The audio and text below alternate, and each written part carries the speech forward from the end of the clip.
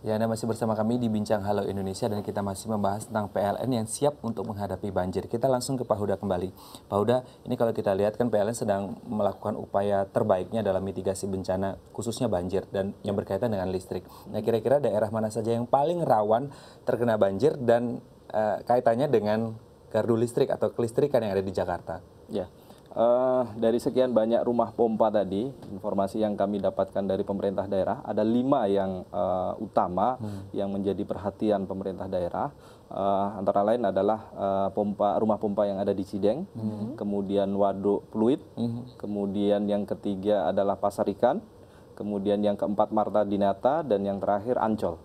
Jadi 5 lokasi ini menjadi perhatian PLN gitu ya, sehingga jangan sampai satu dari 5 lokasi ini ada yang terganggu sehingga fungsi pompanya tidak berjalan dengan baik. Karena nanti dampaknya jadi makin meluas ya. Iya, betul, betul sekali. Nah, ini tadi kita juga membahas bahwa ada posko cepat tanggap yang disediakan oleh PLN. Apa fungsinya dan bagaimana masyarakat bisa memanfaatkan posko tersebut? Betul. Jadi PLN memiliki 16 area di DKI ini dan mereka masing-masing bekerja 24 jam. Artinya ketika masyarakat mengalami gangguan listrik gitu ya, ini tidak hanya pada saat banjir, itu bisa langsung menghubungi PLN. Nah, PLN pun memiliki kontak center yang bekerja 24 jam, yang kita sebut dengan kontak center PLN 123. Jadi masyarakat bisa dengan mudah menghubungi 123 kapanpun, dimanapun. Dan kalau dulu ada opini yang berkembang bahwa PLN ini kalau pas terjadi gangguan sulit dihubungi, teleponnya tidak diangkat dan seterusnya, sekarang tidak lagi terjadi. Kenapa demikian?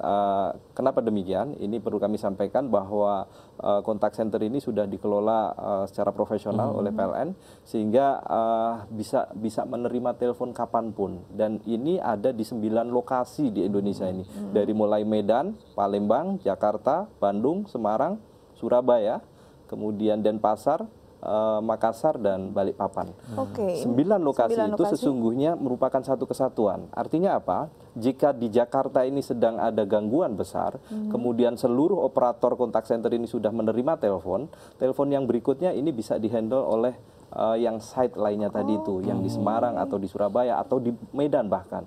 Dan pelanggan tidak tahu bahwa itu dilayani oleh operator yang ada di Medan. Ini kelebihannya. Sehingga sekarang menghubungi 123 itu jauh lebih mudah dibandingkan dulu. Artinya masyarakat bisa mencoba untuk menghubungi 123, melaporkan apapun. Jadi layanan yang berikan oleh 123 ini ada 3 kelompok besar. Yang pertama informasi mengenai tagihan rekening listrik. Yang kedua mengenai pengaduan, ya, pengaduan apapun, pengaduan suplai listrik atau pengaduan administrasi lainnya. Kemudian yang ketiga mengenai penyambungan baru, perubahan daya, sambung sementara.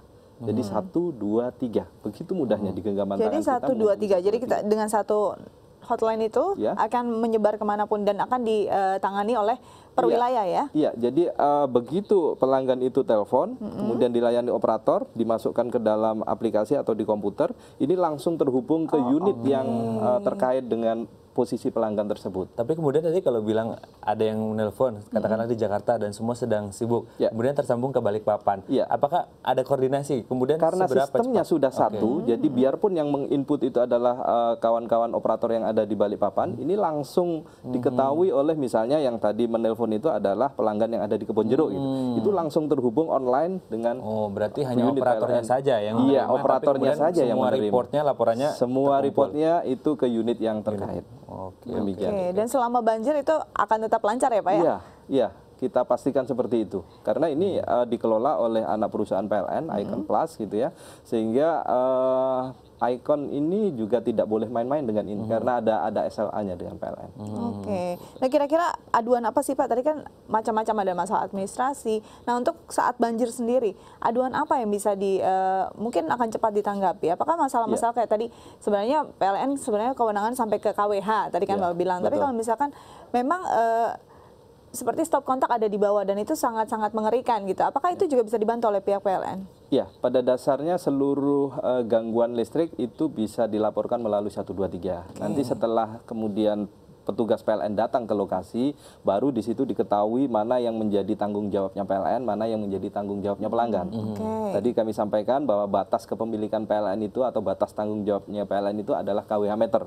Setelah kWh meter, jika ada kerusakan, ya petugas kami akan menginformasikan kepada pelanggan yang mengadu tadi bahwa ini kerusakan di ranahnya pelanggan, sehingga pelanggan disarankan untuk menghubungi instalatir atau pihak yang kompeten untuk menangani instalasi tersebut, bukan PLN. Bukan PLN, Ya, hanya tapi PLN menyarankan, menunjukkan ini Dimana kesalahannya masalahnya ada di mana ya. Sejauh ini efektivitas dari 1, 2, 3 yang tadi kita bahas apa, Pak? Sangat membantu sekali. Sangat Jadi membantu, pelanggan tidak perlu lagi kesulitan akses ke layanan PLN, karena bisa diakses kapanpun, dimanapun. Bahkan untuk mengajukan sambung baru atau perubahan daya bisa dilakukan Minggu jam 2 pagi dini hari. Oh ya? Itu bisa dilakukan. Jadi tidak perlu khawatir dengan masalah waktu.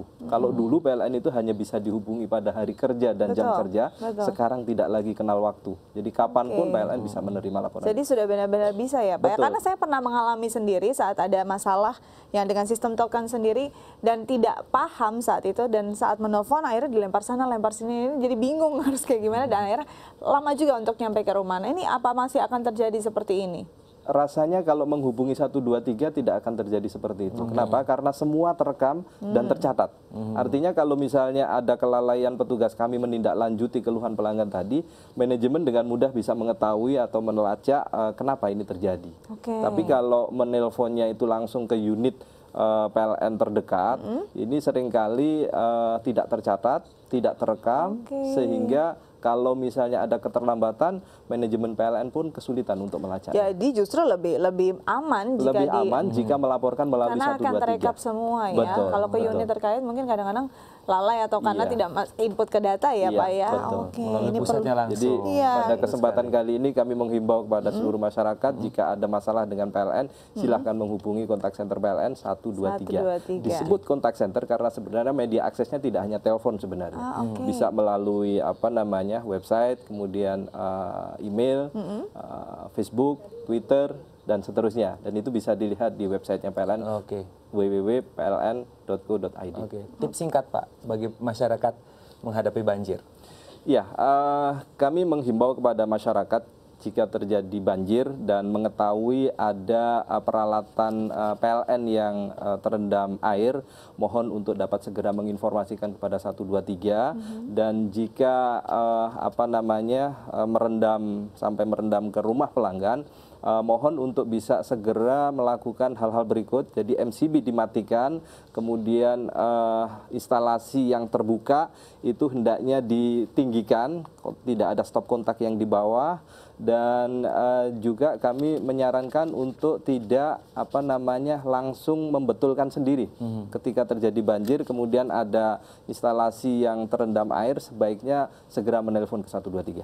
Jadi diharapkan masyarakat juga bisa bekerja sama untuk bisa aman selama banjir. Tapi mudah-mudahan nggak ada banjir ya Pak ya. Terima kasih untuk kedatangan di Halo Indonesia, sukses terus untuk PLN. Baik, kita masih punya banyak informasi menarik, tetap bersama kami di Halo Indonesia.